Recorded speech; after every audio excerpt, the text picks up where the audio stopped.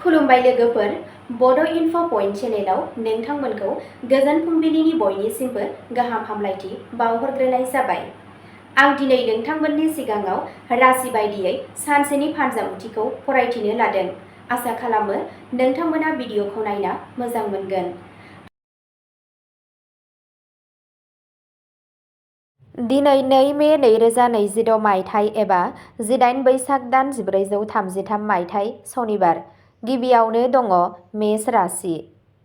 दिनै नोंथाङा गावनि थिरांथाफोराव गोख्रों दिन्थिगोन।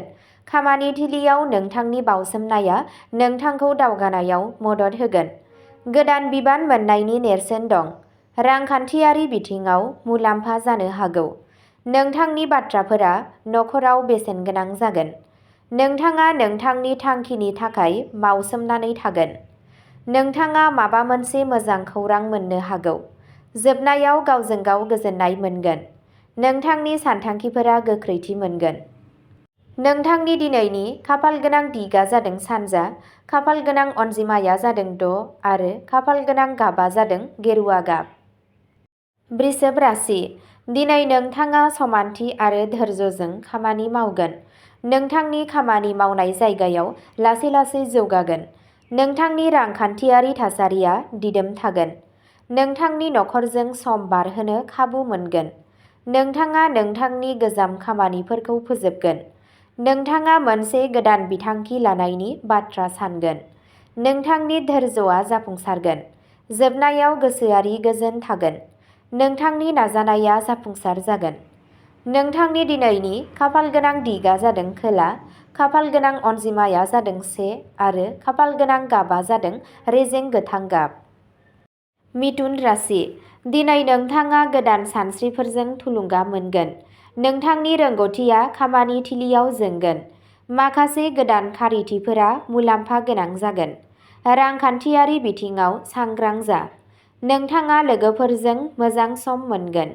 नोंथांनि बिबुंथिआ गोहोम खोख्लैगोन। नोंथाङा मोनसे गोदान फारसे सानगोन। जोबनायाव गोजोननाय थागोन। नोंथांनि फोथायथिया बांगोन। नोंथांनि दिनैनि खाफालगोनां दिगआ जादों सोनाब, खाफालगोनां अनजिमाया जादों 4 आरो खाफालगोनां गाबआ जादों रेजें गोमो गाब। कर्क राशि। दिनै नोंथाङा धैर्य लाखिनो नांगोन। खामानियाव माखासे हेंथाफोर थानो हागौ। रांखान्थियारि बिथिङाव सांग्रां जानानै थिरांथा ला। नखरनि हेफाजाब होनाया सोलिबाय थागोन। नोंथाङा सासे रोंग'थि गोनां सुबुंनिफ्राय बोसोन लागोन। नोंथांनि गियानआ थासारिखौ साबसिन खालामगोन। साननि जोबनायथिं नोंथाङा गोजोननायखौ मोनगोन। नोंथांनि गोसोआ दिदोम थागोन। फिसा-फिसौ जाफुंसारनाया गोजोननाय लाबोगोन। नोंथांनि दिनैनि खाफालगोनां दिगआ जादों साहा, खाफालगोनां अनजिमाया जादों 9 आरो खाफालगोनां गाबआ जादों गुफुर गाब। सिंह राशि। दिनै नोंथाङा नोंथांनि खामानियाव गोसो गुदुं दिन्थिगोन। खामानि थिलियाव नोंथांनि सावगारिआ गोख्रों जागोन। नोंथाङा गोदान बिबानफोर मोननो हागौ। रांखान्थियारि मुलाम्फानि खाबुफोर थागोन। नखराव मान-सन्मानआ बांगोन। नोंथांनि थिरांथाफोरा मुलाम्फा गोनां जागोन। नोंथाङा मोनसे गोदान जागायजेननो हायो। साननि जोबनायथिं नोंथाङा जाफुंसारनायखौ मोनदांगोन। नोंथांनि गोहोआ गोजौ थागोन। नोंथांनि दिनैनि खाफालगोनां दिगआ जादों सानजा, खाफालगोनां अनजिमाया जादों 2 आरो खाफालगोनां गाबआ जादों सना गाब। कन्या राशि।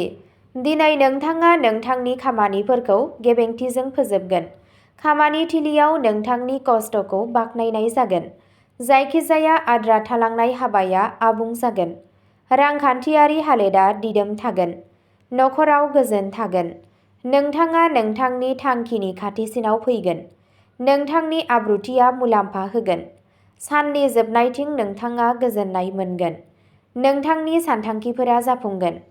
नोंथांनि दिनैनि खाफालगोनां दिगआ जादों खोला-सोनाब, खाफालगोनां अनजिमाया जादों 7 आरो खाफालगोनां गाबआ जादों गोथां गाब। तुला राशि।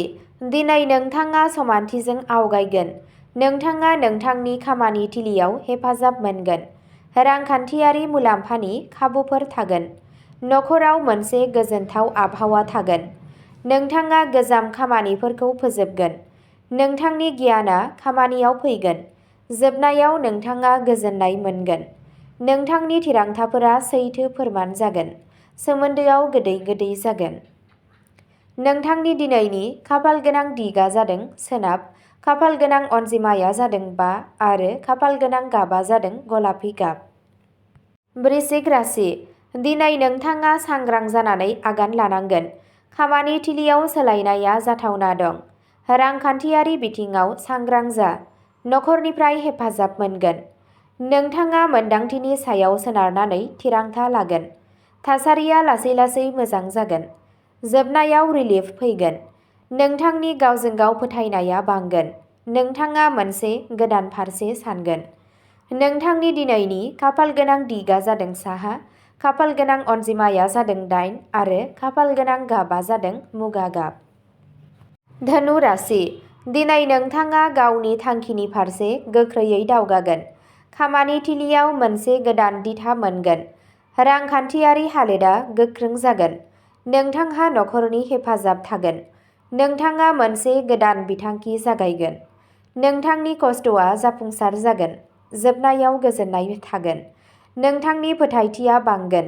नोंथाङा खाबुफोरखौ मुलाम्फा लागोन।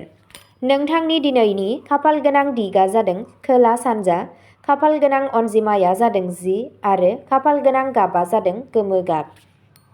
मकर राशि। दिनै नों गावनि खामानियाव मुखुब थागोन। खामानि थिलियाव जाफुंसार जागोन। रांनि बाथ्राया गोख्रों जागोन। नखरनिफ्राय हेफाजाब मोनगोन। नोंथाङा गोनांथार थिरांथाफोर लानो हागौ। नोंथांनि खस्थ'नि फिथाइ मोनगोन। जोबनायाव गोजोननाय मोनगोन। नोंथांनि गावनो गोहोआ बांगोन। बिथांखिफोरा जाफुंसारगोन। नोंथांनि दिनैनि खाफालगोनां दिगा जादों सा-सोनाब, खाफालगोनां अनजिमाया जादों 3 आरो खाफालगोनां गाबा जादों निला गाब। कुम्भ राशि। दिनै नोंथाङा गोदान सानस्रिजों आवगायगोन। खामानि थिलियाव खाबु मोनगोन। रांखान्थियारि हालोदा नरमेल थागोन। नोंथाङा लोगोफोरनिफ्राय हेफाजाब मोनगोन। मोनसे गोदान बिथांखि लानाय जागोन। नोंथांनि सानस्रिया मोनसे आलादा सिनायथि सोरजिगोन। जोबनायाव गोजोननाय मोनगोन। नोंथाङा थुलुंगा मोनगोन। फोथायनाया गोख्रों थागोन। नोंथांनि दिनैनि खाफालगोनां दिगा जादों सानजा, खाफालगोनां अनजिमाया जादों 11 आरो खाफालगोनां गाबा जादों अख्रां गोथां गाब। मीन राशि। दिनै नों गावनि खामानिखौ गोजोनै फोजोबगोन। खामानि थिलियाव लासै लासै जाफुंसारनाय मोनगोन। रांखान्थियारि बिथिङाव सांग्रां जा। नोंथाङा नखरनिफ्राय हेफाजाब मोनगोन।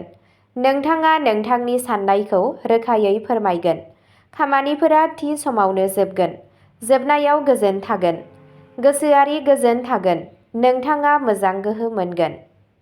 नोंथांनि दिनैनि खाफालगोनां दिगा जादों सा-सानजा, खाफालगोनां अनजिमाया जादों 12 आरो खाफालगोनां गाबा जादों आकाहि गाब। अब्ला दिनैनि फानजामुथि एबा राशि फरायथिनाया एसेनोसै। गोजोन्थों।